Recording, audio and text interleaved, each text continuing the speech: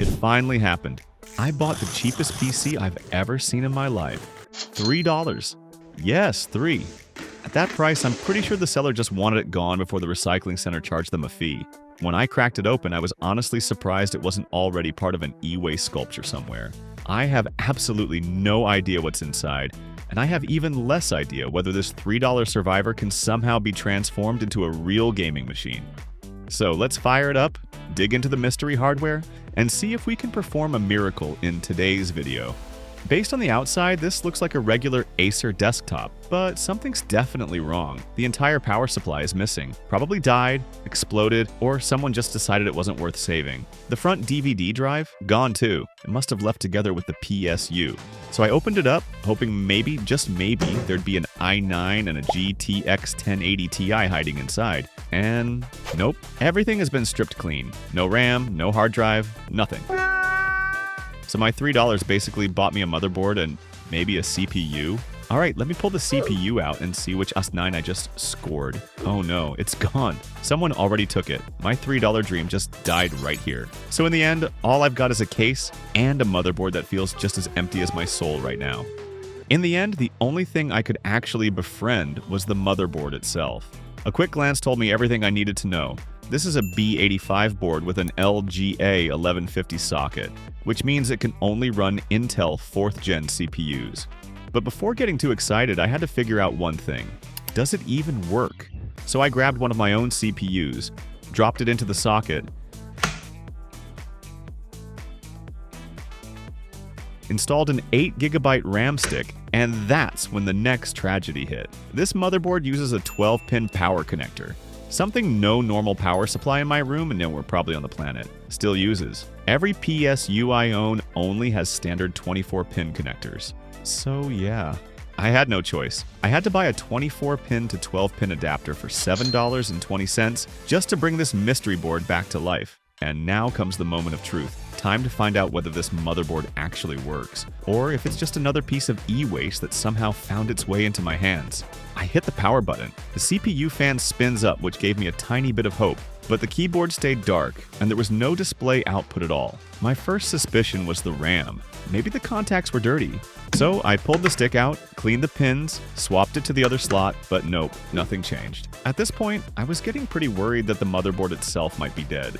I removed the cooler and touched the CPU to check, and yep, it was warming up normally. So at least the CPU isn't the culprit, which unfortunately means the problem is probably somewhere on the board. And after messing around for way too long, I finally woke it up. Turns out the problem wasn't the RAM, the CPU, or even the motherboard. It was something embarrassingly simple that I completely forgot about. The safety switch. This little switch is designed to detect whether the case is properly closed. If the side panel isn't on, the system literally refuses to boot.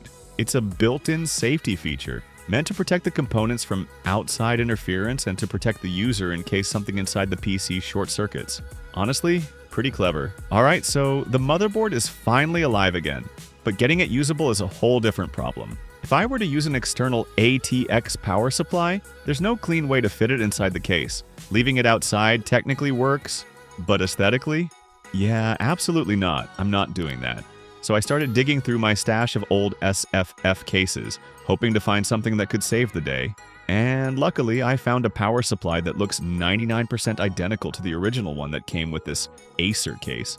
It even lines up perfectly with the mounting holes, like it was meant to be there. The only issue? The motherboard expects a 12-pin connector, while this PSU only has a standard 24-pin. But that's fine, because I already bought a 24-pin to 12-pin adapter earlier. So yeah, power supply problem solved. Next up is the CPU. I ordered an i5-4670, and believe it or not, it only cost me $9 a sound. A pulled chip taken from an old office PC somewhere. In the LGA 1150 lineup, this isn't the strongest processor you can get, but it has exactly what I need. A turbo boost up to 3.8 GHz, 4 cores and 4 threads, and a TDP of just 84 watts. That power draw is perfect for my tiny 220-watt power supply. And of course, I'm still planning ahead so I can throw in a dedicated GPU later. For $9, this little CPU is honestly a pretty solid win. For the RAM, I decided to give this little machine a proper upgrade. I'm going with two 8GB sticks for a total of 16GB. Now we get to the GPU, and honestly, this part took the most effort. The space inside this tiny Acer case is ridiculously cramped, so fitting a full-size graphics card was basically impossible. And I really didn't want to repeat what I did last time, cutting the case open like a maniac. Sure, it worked, but it wasn't exactly the most stable or elegant solution. So my goal this time was clear: keep the original size, no cutting, no bending metal, and still fit a real GPU inside. The only way to do that was to sacrifice the DVD drive bay because, let's be honest, nobody in 2025 is using DVDs anymore. That empty space is basically prime real estate for a GPU. For the graphics card, I went with a GTX 1050 Ti, 4GB. It's not high-end by any means, but it's perfect for this build. It only draws 75 watts, it doesn't require any external power connector, and it pairs nicely with the tiny 220-watt power supply I'm working with. To connect the GPU to the PCIe slot, I quickly realized there was no riser cable that could reach far enough or bend into the awkward position I needed. And the ones that might work cost around $50, and basically 20 times more expensive than the entire PC we're rebuilding here. Yeah, not happening. But today I've got a much cheaper solution. Only about $7. It's a PCIe 3.0 X1 to X16 riser cable. Of course, it comes with some limitations since it only uses one PCIe lane to communicate with the system. But don't worry, later on I'm going to compare the performance of one lane versus 16 lanes to see how big the difference actually is.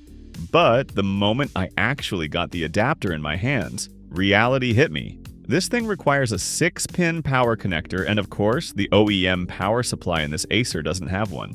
Not a single 6-pin anywhere. So yeah, I had to spend more money again, and buy a SATA to 6-pin power adapter, which cost me another $7.30. At this point, the accessories are getting more expensive than the entire PC itself. Now for the final step, fixing the GPU firmly into place. I had to mark and drill 2 holes into the chassis, then remove the GPU's I/O bracket, and yes, use some gentle persuasion with a hammer to straighten it out so I could actually secure it with screws. After exhausting every trick I had, the mini gaming PC finally came together, and honestly, I'm proud of the result. The GPU sits perfectly inside the case, way more solid than before, and I can even close the side panel like a normal PC.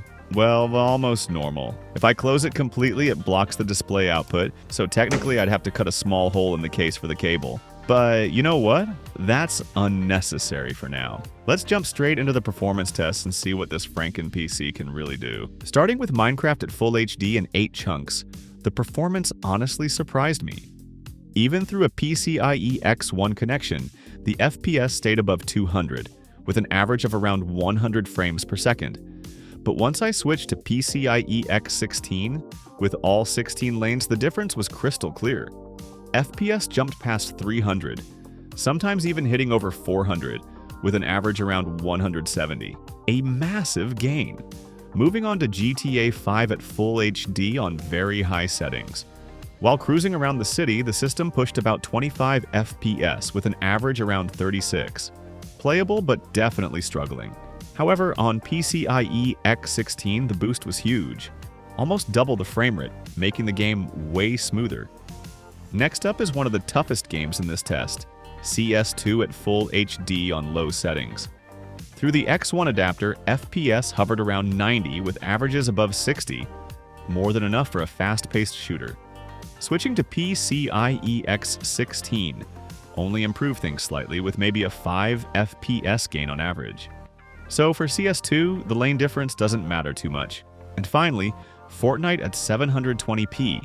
On PCIe X1, the real-time and average FPS were only around 30, and the constant stutters made the game feel unstable. But on PCIe X16, the FPS instantly jumped by about 30 frames, with the average increasing by around 20. A night and day improvement. So in the end, from a $3 PC shell with only a motherboard left, plus about $80 worth of parts, I managed to bring this junkyard rescue back to life and turn it into a machine that can actually play lighter games pretty decently. Thanks so much for watching until the end. If you enjoyed the build, don't forget to leave a like and subscribe for more crazy PC experiments.